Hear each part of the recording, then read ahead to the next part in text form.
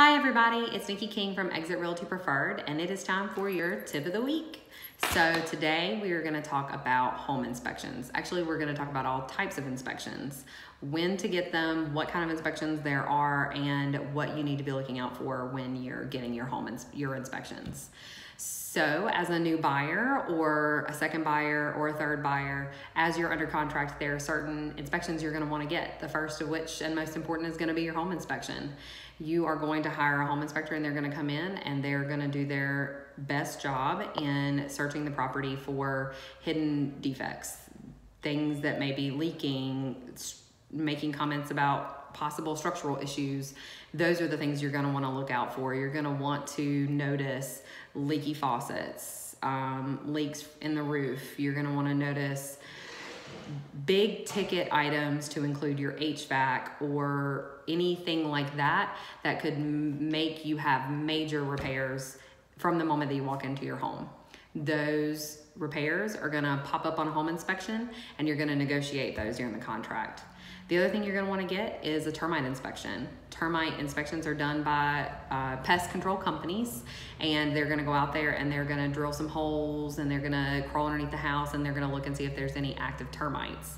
And those repairs are also negotiated on.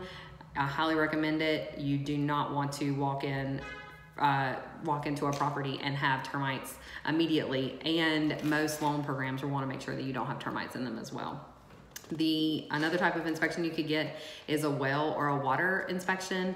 I think a VA loan will require that if you have a well on your property that you have a water test to make sure that your water is drinkable. And if you have a septic, you're going to want to make sure that that septic is in good working condition. A lot of times as a buyer's agent, I will ask for the septic to be pumped and inspected, and repaired as necessary in my initial offer, unless it's been done within the last 6 months. So I definitely recommend that. If you have a new construction home, you could get a survey, and if you can do a survey on pre-existing if the property lines are worrisome to you. That's not required by a survey or by a lender. It's not required, but it is recommended, especially if you're going to do new construction. And the last thing and the most popular thing that's been coming up lately is radon.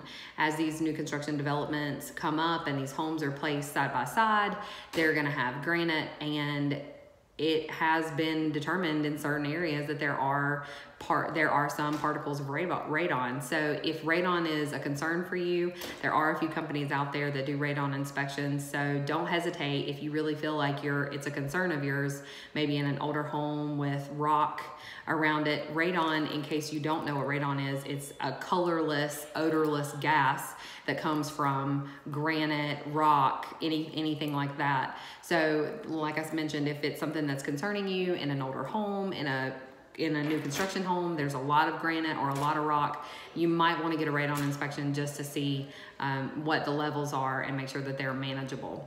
So if you have any questions about inspections, feel free to shout out. I'd love to answer any that you may have. Feel free to comment, share, or give me feedback on this video and what else you'd like to hear about. We've talked about a number of topics so far. We're on week 4. So I've covered due diligence, I've covered lender advice, I've covered now inspections. So if you have any other questions or things that you'd like to see, feel free to let me know. Otherwise, I look forward to next week's video. Talk to you soon. Bye-bye.